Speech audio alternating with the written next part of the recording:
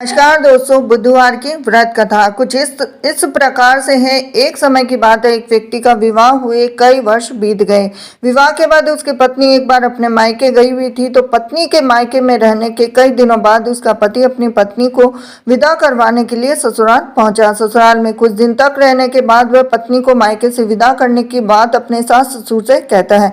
तो बुधवार का दिन होने के कारण उसके सास ससुर ने कहा कि इस दिन बेटी ससुराल से नहीं जा सकती, इस कारण विदाई नहीं हो सकती। लेकिन वह व्यक्ति नहीं माना, अपनी पत्नी को मायके से विदा कराकर अपने घर की तरफ चल दिया और रास्ते में जाते वक्त पत्नी को बहुत तेज से प्यास लगी। तब पति पानी की तलाश में इधर उधर भटकने लगा। काफी देर के बाद जब वह पानी लेकर वापस लौटा तो उसने देखा कि पत्नी के पास उसी की वेशभूषा में कोई अन्य व्यक्ति पत्नी के संग बैठकर बातें करता हुआ दिखाई दिया। अब दोनों व्यक्ति आपस में लड़ने लगे। पहले व्यक्ति ने गुस्से में अपने दूसरे व्यक्ति से पूछने लगा कि वह कौन है, क्यों उसकी पत्नी के साथ बैठकर बातें कर रहा है। फिर आपस में लड़ने लगे।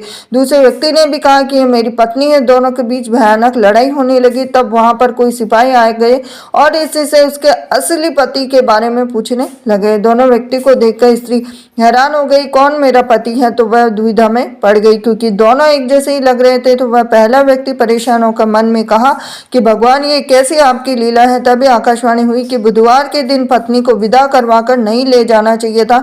यह सब सुनकर पहला व्यक्ति समझ गया कि यह भगवान बुद्ध की लीला है।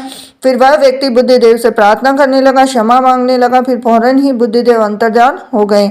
अब उस व्यक्ति को अपनी पत्नी मिल गई। तभी से हर दिन बुधवार के दिन भगवान गणेश की पूजा करने लगे और व्रत करने लगा। ये थी आज की बुधवार की व्रत कथा।